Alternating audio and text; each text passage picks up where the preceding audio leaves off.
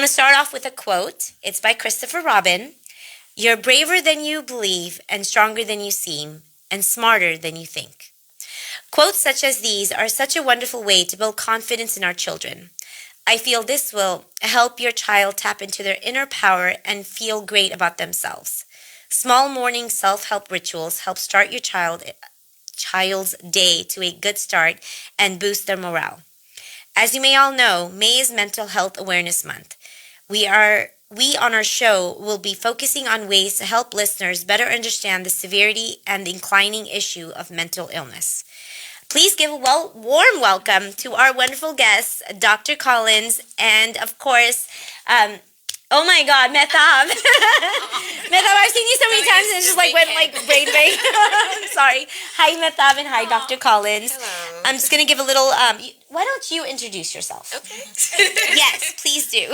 Nice. I am Dr. Brittany Collins. I am the director of the Youth Mental Health program at the Rupani Foundation, and I am excited to be here. Thank you guys for having me. Thank you. And Mahtab, you don't need an introduction, but we'll let you introduce yourself too. All listeners know you. I want to say I'm my kid's mom at this point. I like that one. I love that.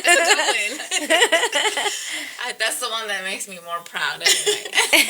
Yeah, I'm here with actually recently with I forgot to post about this, but now I'm in the executive team at the Rupani Foundation. Wow, congratulations. So I'm super, super excited to have Dr. Collins on our team. Yes. And now I have some insider scoop on the programs and what, I can kind of nudge a little bit with like where funding should go. So that excites me. That's awesome. And then to get people like her, and I'm still on cloud 9 coming from my niece's UT graduation, and being a Longhorn, I'm a little biased. I know. When Amit told me you graduated from UT, I'm like, it's like we're the same religion. Sisters. We pray to the same clock. I use the clock so I don't get lost. You're I'm so so cute. excited that you're on our team. Yes, So. me as well. Oh. And thank you guys for keep inviting me back, even though I'm all over. You can't get rid of us now. You're on the clock. Good. We love you. So let's begin with some questions. Please give us some examples of mental health stigmas in children. Ooh. I believe a lot of times people look at children who are suffering from mental illnesses and they'll call them slow, they'll call them stupid, they'll call them bad, and that they're difficult to work with. And I think that those are some stigmas that really stick with children, and it impacts the way that they think. It impacts the way that they behave and the trajectory of their life. And so I know we have to be very careful with those. Yeah, there are trigger words, and you don't want to use those, right? Yeah. So, what are false myths and misunderstandings does stigma perpetuate in young children? That it's hard to work with them, that they're never going to get better. Those are all myths. I think that there's a lot of great scientific interventions that are available to children and their families to help them, whether it's in the community or even in the homes, to help prepare them to be able to excel in life. And I think that these stigmas are just coming from an ignorant place, just the unknown, not knowing what to do with the behaviors and the symptoms that they are occurring, and so I think it's just a matter of education at this point. Yeah, I think in both ways, like especially with parents too, like that are from underserved communities. I feel like they need to know more and be educated on topics such as these. Yeah. Well, I think that's one of the things that excites me about the work of Rupani Foundation is because so much emphasis is put on informed parenting. Yes. Because when you empower the parents, then you're 10 years ahead in terms of labeling kids. And sometimes even like in our cultures, a lot of times we feel like the struggle of our children or the labels they wear is a reflection of us. Yes. And especially moms, given it's Mother's Day coming up, we wear so much guilt.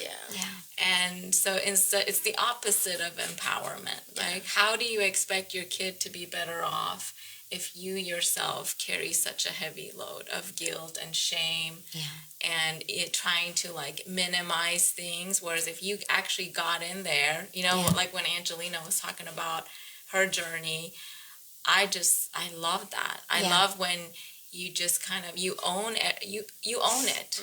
And I remember this with my divorce. I was the first female in my family, like the first divorce, and being Middle Eastern. And I'm very lucky, even though my dad's almost 90, he's a very like liberal, open-minded man. He said, if this was going to happen to anybody, I'm glad it happened to you because you would know exactly what to do with it. Oh, and I was like, I love that. I said, Baba, I waited years to tell you all the stuff that was not going right. And then here you tell me this. Yeah. I waste all this time. and then I said, okay, let me think about that. And I thought about all the labels, all the shame, right? Yeah. Oh, well, if you're a Persian girl who's got kids, who's been divorced, nobody ever wants to look at you. Or like all these really closed-minded ideological restrictions. Yeah. Or you should kind of not really go and make yourself seen. You should just kind of hide away with your dark secret. I said, well, how is that going to look to my kids? Yeah. Like, I'm raising a daughter, right? Exactly. I said, okay, looks like I'm going to be the poster child or the poster person. Yeah, yeah. And let's go out there and let's just own it, And I remember I went to a fundraiser one night and they like looked around behind me as if like some man was supposed to like be there with me. I said, no, I am in the registry. You should look up my name. Yes. Like, I'm here. Yeah, exactly. And so, and it started there. And I believe with mental illness too, when someone's child has a label, I think instead of making excuses and trying to minimize the label, I think we should get educated on our children's labels. Absolutely. And we should go to our moms group and educate other moms. Yes. And we should teach our child how to get along with all the angles of what they're living with, like such as, the ABA literature. Like there's ways you can intervene early with children and you can really not make them become a statistic. Yeah. And I remember this conversation with my son and daughter. My son was 5, and my daughter was 8.5. And I said, we're going to have our first family meeting. And we sat down. We were not in our big house. We were in a little apartment. I said, these are the statistics that are going to be against us. Wow, that is awesome. Yeah, that does not happen a lot. Yeah, no. And I said, number one, the statistics say we are going to be poor. Because moms get impacted more after divorce. And then I explained to them why I didn't need that house, that in my mind, being rich meant that nobody could see your money, but we could still go to Starbucks and get your brother's favorite snacks and not make a fuss, because I didn't want to be that mom to be like, well, because your dad left me, now you can't have that croissant you always like. So I said, these are the decisions I consciously made, even though our whole family may think we needed to be in our big house and our other life, but we have to make decisions that work for us. Absolutely. Right? Yeah. And that's why we're going to go to therapy, which a lot of Persian people don't believe in therapy. Yeah. But it's non-existent. And I'm like, trust me, the amount of money I've spent on therapy, I could have, driven 2 Range Rovers right now. But I value your mental health. So I don't want that fancy car or the fancy bracelet or whatever. That's people's measure of success. But instead, I know I intervened in a timely manner to where 2 years post-divorce, I got you the best therapist, because I couldn't be your therapist. That was good. And I got my own therapist. Yeah. And so, and they understood that, and we would actually have budget meetings to speak to all those statistics. And we went through so much together. My son, his school thought that he had ADD, and they wanted him on medications because he was acting out. And I had to become an advocate for him. And I said, I'm not that mom that will be like, okay, no, not my kid, because I've been in the mental health business pretty much my whole adult life. But you are misdiagnosing him. Yeah. He may be depressed because in his mind, he can't keep up. Which Thursday, what Friday do I go to my mom's? These are all new things that this poor 5-year-old, because after our divorce decree was finalized, he said, Mom, so can we all go back to our house now? He thought these lawyers and all these people were just like some formality. And I said, sweetie, that is not how it's going to go moving forward. And now he's almost 14, and he literally functions like he can talk someone out of a bad mood. He's a mental health advocate. He's anti-bullying, champion at his, he got the character award. He puts out fires between cousins and his own family members. But it was because somebody didn't dwell. Oh, this thing happened to you. Now you're a bad kid and you keep getting detention. Because he would be so distracted in his mind and so worried because he's so anxious. He's related to me. He would literally not, remember to flip the test paper over. Oh. So he would get, literally not get credit for half of his exam. So, that's why... Wow. When Dr. Collins talks about when we treat children, we need to treat the entire family. We need to educate the entire family. And we shouldn't be scared. We should just roll up our sleeves. We live in the best country with so many resources and so many educated people who love kids, who love working with kids, and who have the right tools. And we need to just tap into that. And if there's folks that can't afford it, then you guys come in, if we need to be here and educating people and creating avenues, then that's where we need to be. Because that's our investment. Yeah. I want to commend you because that is actually really amazing and really heartwarming to hear that you took the time out to pour into your children and to provide them with the resources to help them grow from a situation such as divorce. And what we don't talk about a lot is the different variations of trauma and how divorce is very traumatic for the parents, but also for the children as well. And so my dissertation actually is looking at young women who are considered to not be successful based off of statistics because of the way that they were brought up without their fathers in their lives. And I looked at a slew of women and wanted to see from their perspective and their lived experience of what was life like for you without having your father there physically or emotionally. And a lot of them were able to overcome it, which success is subjective, right? To whatever they decide that succession is for them. But they determined that there was triumph after trauma because they went through all of these things that a lot of children go through in life. But then therapy was there as an intervention to help them.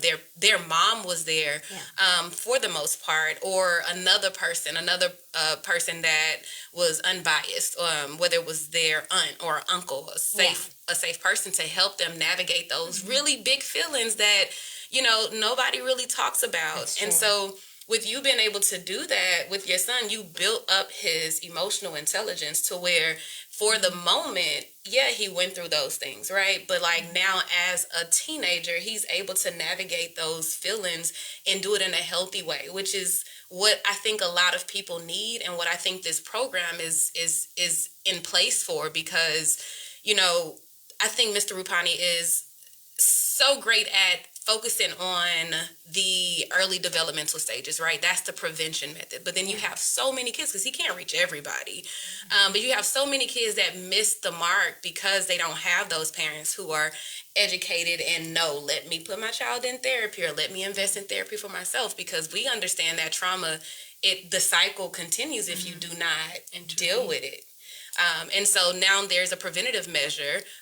But then when you don't have children who get those options when those resources aren't available, we have the intervention methods, which now we can provide the therapy and we can provide the support and the resources and the community outreaches to help them get to a place. So it's never too late. It might be a different journey, but there's always some room for growth. So commend you for that. I think that is really great. We don't talk about that a lot in families, and to have a sit down with your children and talk about budget. That is amazing. Good. Yeah. I was thinking about myself, did my mom and them do that to me? I wish there was an off switch where you could just turn off all the guilt, turn off all the I can't say the word on radio, but the talking that people do behind everyone's back in terms of oh, she's a divorcee or she's a bad parent, or it's always just looking and labeling people. I wish there was an off button that we could just turn off and be like, you know what? Stop. Let's just reset and let the parent do what they are doing for their child and just stop judging. Yeah. So I wish there was I remember even, there's this sense of advocacy too, because I understand that not a lot of people have the awareness. Yes. I went to school for 9 years on this stuff, so I'm I think in statistical significance and all these things, and I actually would tell my kids, certain people, for example, we may run into, they're going to talk from a place of ignorance, and you have to forgive them. Yes. Because you don't have time to go take care of them and us. Yeah. I like that. So you need to even educate people on, hey, this is how you should respond to me, or identify safe people. I have my brothers are just my guardian angels. I would not leave my kids with anybody but them. Yeah. But they kind of knew the drill. My younger brother, he's he's not younger than me, but of the four, he's the younger one. It's the way you talk to your kids, the way you treat them, because structure is important, being able to talk about feelings, when a kid feels something, if they don't have the emotional intelligence or the feelings vocabulary, they're going to act out that very negative feeling. Yes. So if they're not going to sometimes feel safe at home to act it out. So they may go in recess and just go punch the next kid on the playground. And a teacher who's ill-informed or misinformed or whatever may just go straight to that conclusion of, that's that problem child. Yes. But not take the time and care, say, that was not that kid's baseline. Right. Yeah. I knew that kid in second grade, and he was the perfect student. Yeah. And take on that curiosity. I wonder what's going on. Yeah. Right? Or even that anger is a secondary emotion and that children respond from a different stimuli. And so if a child is expressing themselves in an aggressive way, that is not a normal or typical behavior. So let me try to intervene. And I do understand, I've worked with a lot of teachers, and I know that their limits to working with, kiddos is very limited, and because they are being more than one person. But there should be a lot of more support in the schools for emotional regulation, whether it's a counselor or a social worker or somebody in place. But just taking out that time to just kind of figure out what is going on, what's causing you to respond this way, Or when I was working in an inpatient setting, we had a high school for problem kids, right? Yeah. The kids who would act out the most, I would actually make sure they got the most kind interventions. It was they needed that for them to truly come to identify a core feeling rather than masking what they're feeling with anger and frustration. And sometimes anger, in adolescence, means self-harm. Yeah. It's anger towards self, not just aggression, right? Yeah. Or anger, object aggression, destroying things. Yeah. Or in a more deep-rooted stuff, it's destructive in the sense of, I want to make sure I fail 8th grade. Yeah. Let me be destructive in that sense. Yeah. But it takes the adults to be not so black and white, to recognize these things. Yes. And it's teaching tolerance, and it's teaching the threshold. And how would you feel like if every adult you knew, I don't know, made a promise and never showed up for you? Mm-hmm. How would you feel if you, like, I had this one kiddo, I mean, we'll call her Susie. She didn't eat for days. Wow. I mean, days. So she learned to go, this was in LA County, rough neighborhood. She learned how to be very resourceful.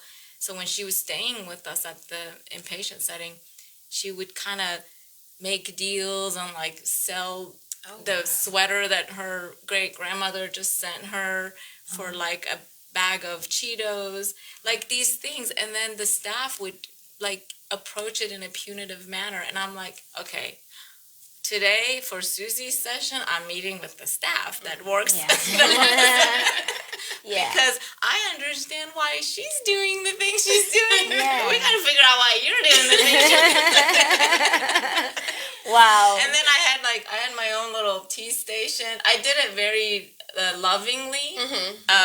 I mean, they're still, like, we're so close still. That's such a good part of my life. 11 years I worked in that environment.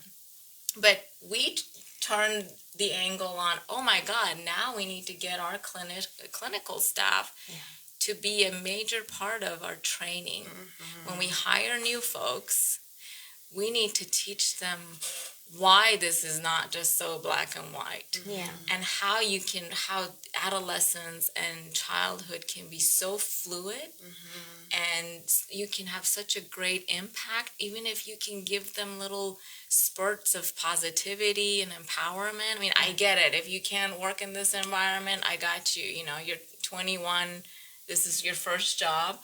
But still, like, while you're here, be here, right? And this is why we need to approach this differently. Because otherwise, people look at mental health practitioners or people like me, like, she's such a softie. Everyone walks, I'm like, it is the opposite. You know, I can talk someone out of a crisis like as good as a, you know, FBI agent. You know, we kind of have the same training level on de-escalation. I've taught kids to, you know, restrain from doing really horrible things because I didn't fear them. I tried to understand them. So when I caught them on a bad day, such as like when a kid's having a psychotic break or when they're coming off of a drug and they're super aggressive, you got to understand all these angles. A lot of parents nowadays, they don't know anything about what their kid is doing when they're in their devices. They don't know who they're talking to. So scary. So it's like created multiple personalities. Like they have one version for mom, one version for teacher. Yeah. So yeah, curiosity. You look like you have to go on a break. No? Couple of more minutes. Okay. So we're going to actually take a real quick break. And once we tune back, we'll continue our conversation on mental illness. You're listening to 99.5 FM. For tuning back in with your Chai Time Girls here on 99.5 FM. For those of you that have just tuned in, we are in conversation with Dr. Collins and Mahtab on mental illness. And it is Mental Illness Awareness Month. So we are going to continue with our topic. So how can we recognize a child dealing with mental illness and what are the signs? I think just one of talked the about that. first signs is significant change in social behavior. Yeah.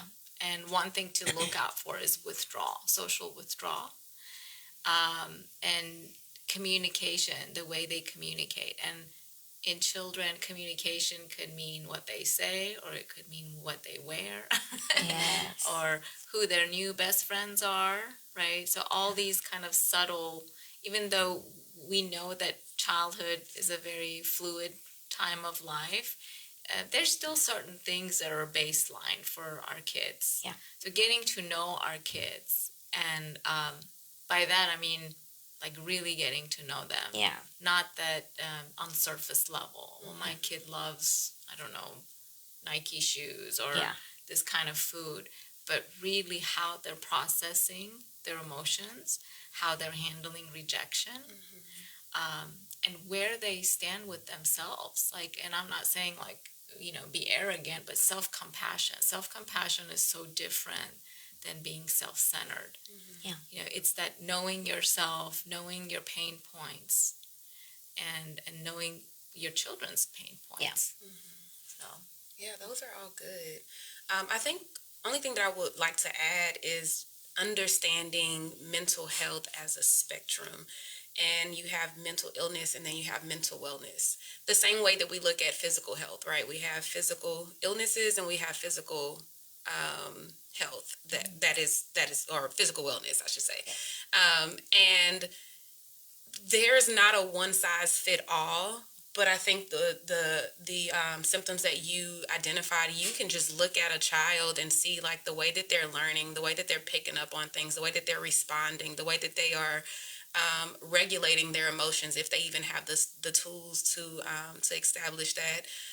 And then if you don't know as a person who is identifying or seeing those things, then of course, like, provide them with the resources, with somebody, a professional who can. And it's just so, it's a lot. It's an array of behaviors and things that you can look at to see where it may not be bipolar, it may not be depression, it could be something from, just like we mentioned earlier, trauma that they are experiencing at home. Yeah. I was actually working in a school a couple of years ago, and this kiddo he was very, very aggressive with his behaviors. And something in me was like, this is not right. Like, and the staff in the school had very low patience, very low tolerance. And then you would hear them yelling, and all that did was perpetuated the behaviors, and it made it worse for this kiddo. Yeah. Well, they ended up bringing him to my office to talk, because I was the clinician at the school, and to find out that he had just been yelled at by his grandfather, who was also physically abusing the grandmother. Oh my God. So you have all of these things that these children are going through before they even step foot on the schools, and then they have to deal with all of these other things. And so it's just knowing that there's something that's going on, right? It might not be so bad on the spectrum, but it's something that is affecting the way that this child is processing and not able to identify and regulate their emotions, that they need intervention. Wow.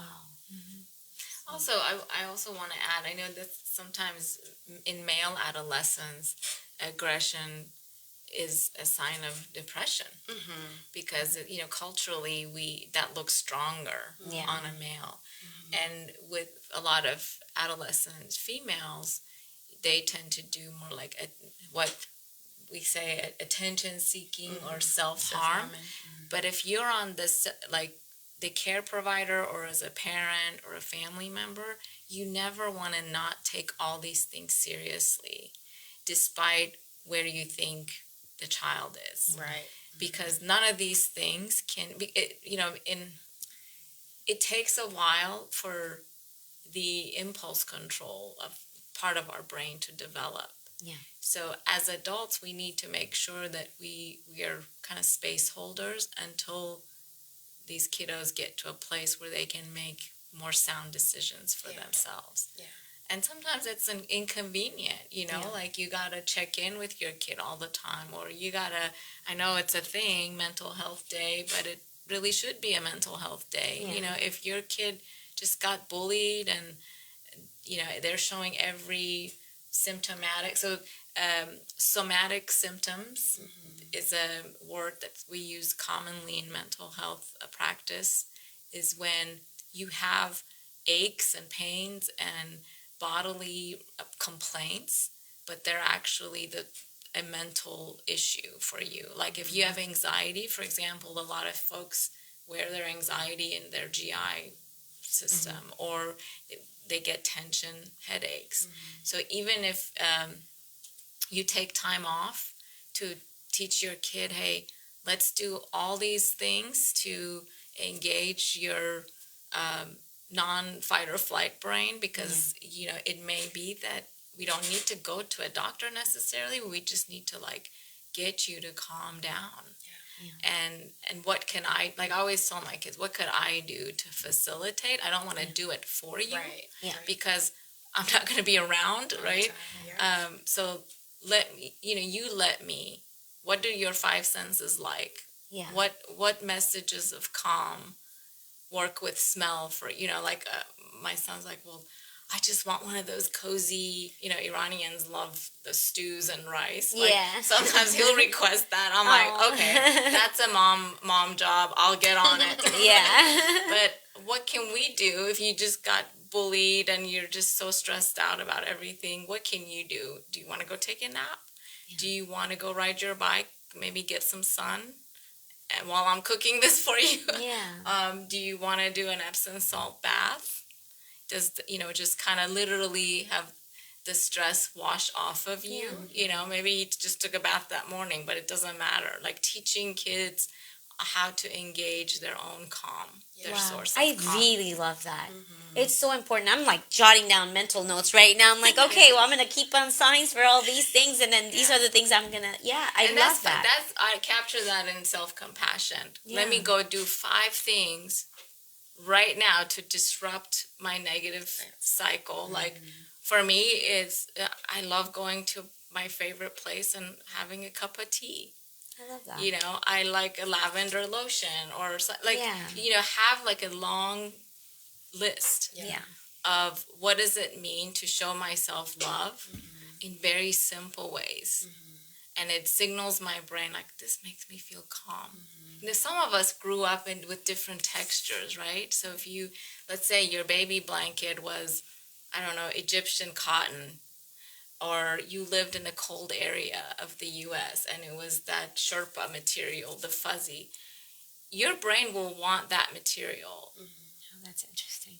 Yeah.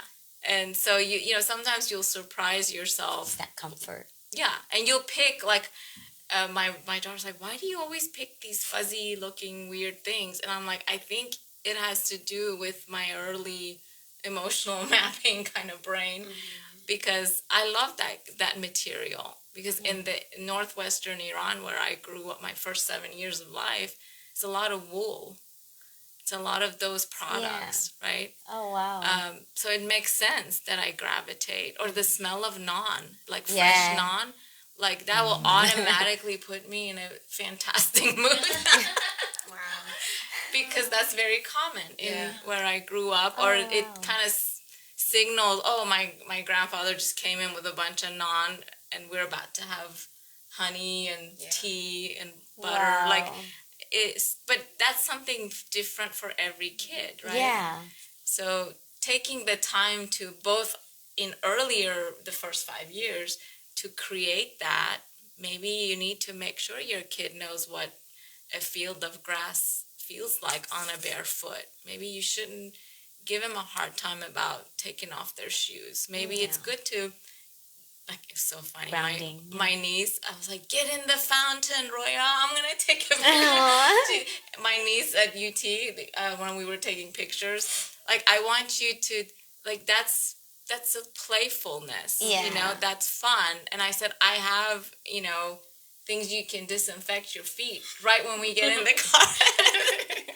But like teaching children how to just let go, even if it's a little bit, or taking something fun like paint and throwing it on something, or going to these, I'm okay with these jumping world, but I wish they were outdoors. Yeah. But these are all ways we can build a relationship with our senses. Yeah. I love that. And that's where we should go to that place. Yeah. Not let's have more, let's learn to drink alcohol or, numb our feelings by, I don't know, smoking different types of, like we shouldn't go there because those create new problems. Yes. Yeah. But let's go back to the basics. Yeah. Right? It's creating a sense of safety, like the Maslow hierarchy of needs. We look for safety and belonging, and that when you were talking about the wool blanket, it's so amazing how our brain remembers things, and so your brain is just remembering that sense of safety, and then now you're in a calming space. And I think that if we take a lot of time with creating those places of safety, then we're able to bring ourselves back to the root and kind of like get to that safe space. Yeah. Yeah, that's beautiful. Are a lot of schools doing sensory rooms now? I know a lot of schools in Aldine were when I was looking, because they have like a social emotional learning program. Yeah. I believe a lot of schools are adapting that. Yeah, so things like this, we had a sensory room, you could get like weighted blankets. These are traditionally ways to help with the autistic spectrum, but I think now they're like my daughter, when she went to Disney World, she bought her brother I think it was an Eeyore, or like the stuffed animal with the weighted stuff. Oh yeah. So it's like it feels really good. Yeah, my kids have that. Yeah. But things like that, and not judging, because these are all little special ways where we can find our calm. It's important to find your own peace and inner calm. Yeah. So sometimes I get real bad anxiety just out of nowhere. And my bestie right there, she gave me a technique, and she's just like, breathe in, and then hold your breath for like a half a second, 1.5 seconds, and then let it go.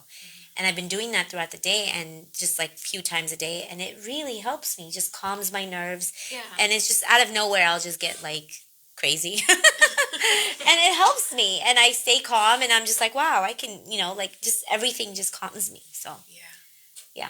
Good for you. Yeah. Because one of the disruptors of a negative thought cycle is call a friend that cares about you. Yeah. I'm blessed. That's actually a CBT.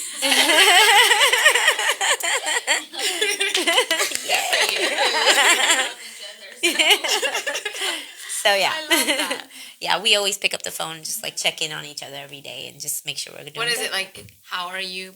How are you? How like, are you? Yeah, really, exactly. not Are the, you not good? the surface. What you really ask, right? Yeah. Do you want to know, or do you really want to know? How much time? How much do you time? have? Exactly. Yeah, so it's nice to have that. So, what are some ways we can help children dealing with mental? Oh, we just talked about that. Are there any right or wrongs when dealing with a child who has a mental illness? Yeah, I think so. I don't think that there's a right way, because if we take a client-centered or person-centered approach, it can look very differently. But if I speak on the wrong ways, like you don't want to ever make a person feel bad for having these symptoms and these experiences. So making sure whatever intervention you are using or whatever approach that you are using, that it is focused on the well-being of the person that you're working with. What that looks like could be very different. I don't know. I mean, you can use a certain technique, but every session that I've ever had has not been the same. It is a unique experience because everybody brings something to the table that is very different. You have anything else you want to add to that? I think checking in, I remember with my kiddos, I worked with adolescents a lot. Just asking them, is this working? Like, am I being effective? Yeah, getting their buy-in. Because sometimes they don't want to talk. Yeah. They've been talked at too, down. And so sometimes we would like go for walks, or we would draw together, but we would say why we're doing that. Because I'm like, there will be a day where all these walls will just crumble, and you may have to have a 3-hour session with me, and I'll cancel the guy after you. And it's okay. And if today you don't want to talk, it's okay too. Yeah. I'll make you so all my kiddos were drinking Persian tea by the time they graduated. Tell me more. And they knew how to play backgammon. and I had this, the cherry blossom lotion. Yeah. I love it. The boys, I said, we'll call him Johnny, on his graduation. I'm like, sweetie, I can't really give you an expensive gift because then it will kind of skew. And I explained to them the ethical things, that this is not a transactional relationship. I've been an emotional support for you. So I can buy you, a latte or some like a cookie, but not like a true graduation. I just want you to understand why I can't because of the relationship we have. And he said, but can I just have the remaining of your cherry blossom lotion? Because every time I sit in here, you start the tea water, and I put this lotion on, and it like automatically is effective. And so I went to Bath and Body Works, and I'm like, hook me up with a bunch of, apparently, all this therapy that I'm thinking I'm doing has been like summarized in this one. It's like you said, going back to like things that, like the blanket and stuff. So for them, it's because I would bring him in. I say, look, I know you think the whole world's against you, but let's just talk about what we say might work. You sit down. You don't have to say anything. And I loved, my office had this full window, and there was like a little green patch. So when it rained, it looked so, I don't know, I could have been a poet in that moment. I just loved the ambiance of that office. And so we'd have tea, we had the lotion, I had the candle going. Wow. And I would never use the bright lights. Yeah. Because then that's what I need for my anxiety, because everyone's like, how do you stay so chill? Nothing phases you. I'm like, I'm using everything. You have no idea. It's like check. I'm on item 15, like 2 o'clock. So that's that lotion. I still remember that. Wow. Then he made me a CD because he never had a mom. He grew up on the street, and then he was awarded to the courts. That's why I love that gala. The Casas are pretty amazing people, and I worked with a lot of good ones. So it was a song, Bittersweet Destiny, and it talks about change. I could change, because we pretty much had to build the foundation of a, like a childhood he never got to have. Yeah. And already almost at 17, right? Wow. And then the world's asking him to be a good guy, make good decisions, don't get mad, it's like, well, what you put in his bucket. Yeah. Exactly. So we did a lot of that. Wow. And I couldn't be there the day he left because but I think a lot of these things can be done in schools, but we also need to support the people Yes. who are helping our kids. Yes. And get to know each kid. Yeah. Just because they're angry doesn't mean they're after you. Like, we can't operate from a place of fear. Yeah.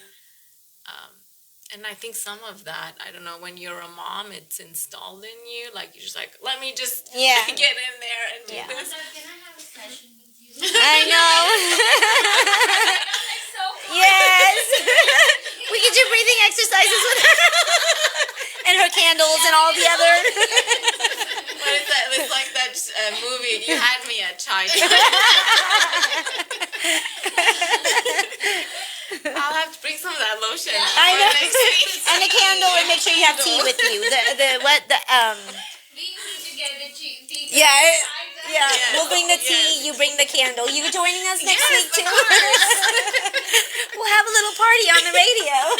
But I just love that how you see the person for what they are, and you take out the labels. Yes. And you're like, for each feeling that they're feeling, you're making sure that you give them that value. Like, because we're so, like, even as moms, I think we're so easy to judge our own children. You have two, and then one is excelling, and one is like maybe struggling, and like, look at your brother, what are you doing, right? So like, not looking at, like you're saying, what they are going through. Each person has their own feelings and what their journey is, right? Yeah. When we talked about, I think, I don't know which episode it was, maybe it was with Nilufar. It's like when my kids and I do a lot of jigsaw puzzles, like 1,000-piece jigsaw puzzles. Wow. and we have one around Christmas time, one that's kind of a spring theme, and one during the summer. And, it would be one thing for me to say, puzzles are good for building attention span, and here's a 1,000-piece puzzle. Yeah. But I get in there, even at my age, and I obsess about. I skip laundry, and I'll say we're gonna order pizza until this section is done. But I, if you show that level of enthusiasm in, let's say, maybe unpacking an emotional trauma. Yeah. And then going and celebrating when you unpacked it. Yeah. I think we could truly transform a young person because they're no longer going to look at a bad thing happening as this like detrimental thing. They're going to be like, ooh, I remember how I navigated this way and that way. And in the end, like my uncle always says, it's the first 100 years that's hard. But how you show up for yourself every day, if you smile, it'll be easier. If you have good friends, it's much easier. If you have a sense of humor, right? If you share your pain, that's, I used the rice bag with one of my kiddos a few weeks ago. I said, pain is how, if I got to, because we eat a lot of rice, like, A lot of rice. 20-pound bags, right? Yeah. So I made that a thing.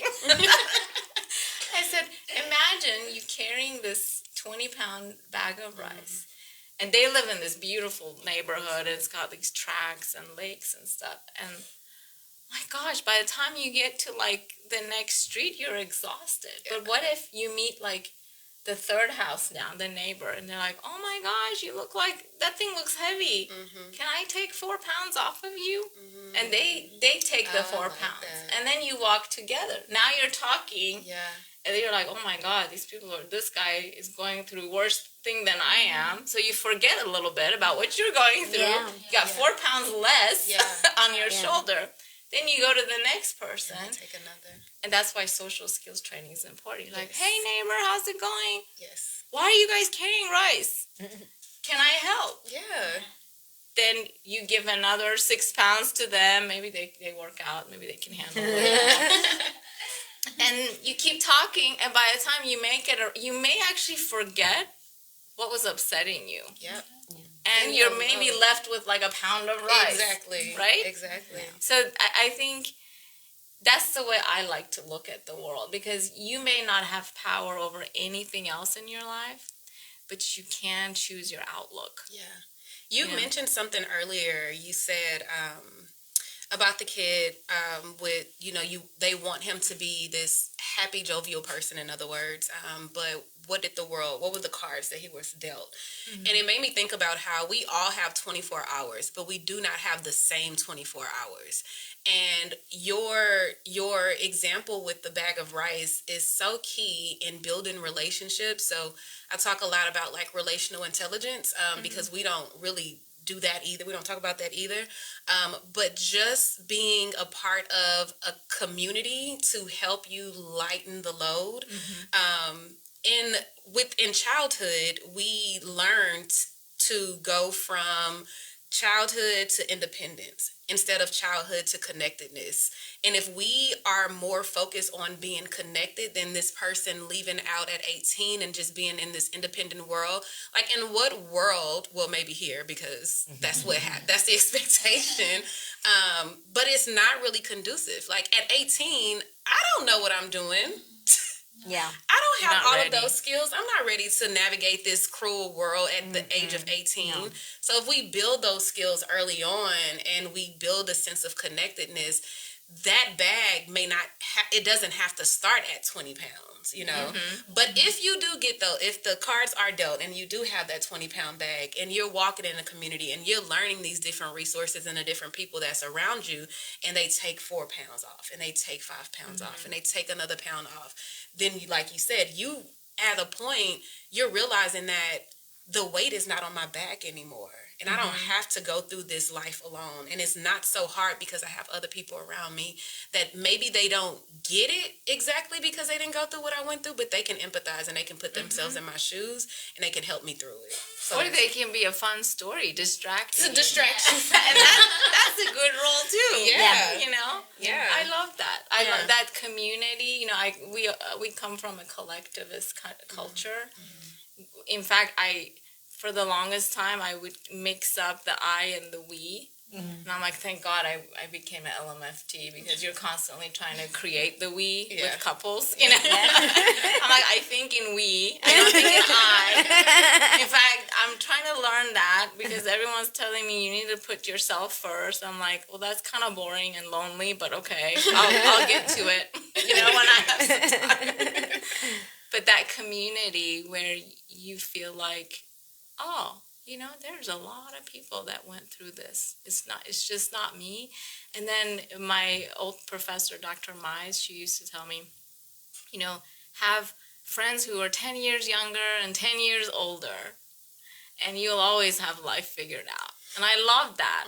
That really stuck with me.